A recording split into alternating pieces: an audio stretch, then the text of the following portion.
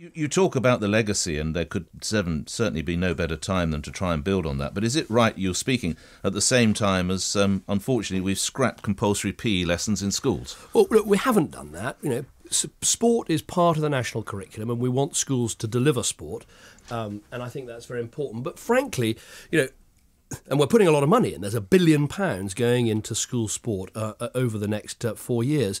But frankly, if the only problem was money, you'd solve this with money. The only problem isn't money. The problem has been too many schools not wanting to have competitive sport, some teachers not really wanting to join in and play their part. And so if we want to have a great sporting legacy for our children, and I do, I've got an 8-year-old and a 6-year-old and a 2-year-old, and I want them to play competitive sport, and they want to play competitive sport, we've got to have an answer that brings the whole of society together to crack this. More competition, more competitiveness, more getting rid of the idea of all must win prizes and you can't have competitive sports day. But surely they must do compulsory games, Prime Minister. Yes, absolutely, that's right. But they don't have to anymore. No, every school has to deliver sport as part of the national curriculum. It is there. What the last government did that I think, isn't right is if you just simply sit there in Whitehall and set a target but don't actually do anything to help schools meet it, you're not really solving the problem. In fact, by just saying, look, I want you to do this many hours a week, some schools think, right, as soon as I've hit that minimum requirement, I've ticked the box and I can give up. And if you look at the very best schools in terms of state school sport in our country, they'll be ones who often say, don't set minimum targets, actually challenge us to achieve more and more and promote competitiveness. Now, one of the things we've done is that Prime Minister, what sport were you best at school? I played quite a bit of cricket.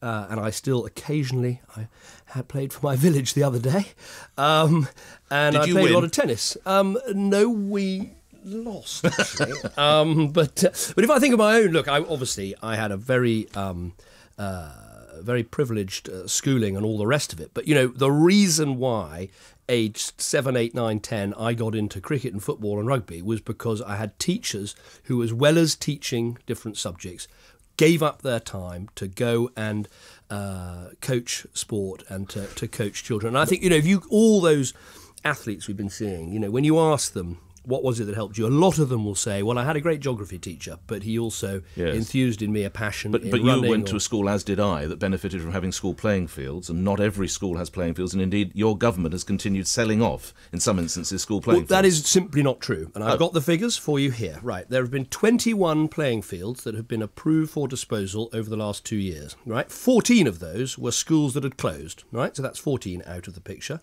4 of them were sites that became surplus when schools amalgamated. So that leaves 3. So of those remaining 3, 1 was surplus marginal grassland on the school site, and the proceeds of the sale are being put into better sports facilities. Were you anticipating this question, I was, and Prime Minister? I can explain, if you like, the other 2, but both of them were actually about improving sport. Look, it was a mistake that playing fields were sold in the past. They're not being sold anymore, but what we need is a combination of maintaining the playing fields, making sure the money's going in, asking schools to make sure that they all do their bit in terms of sport. But then we need a big cultural change in favour of competitive sports. That's what, that's what I think what really matters. And one of the answers there is making sure the sports clubs really deliver in terms of sport in our schools. I think my own children go to a London state primary school, which does not have much in the way of playing fields because it's right in the middle of High Street, Kensington.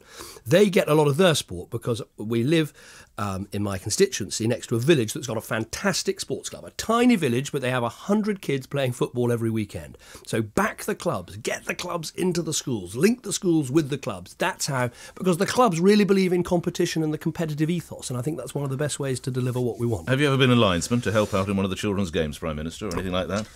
I sometimes help out a little bit on a Saturday morning with the children's football club, okay. But often I'm left in the clubhouse finishing the red box while my children run around.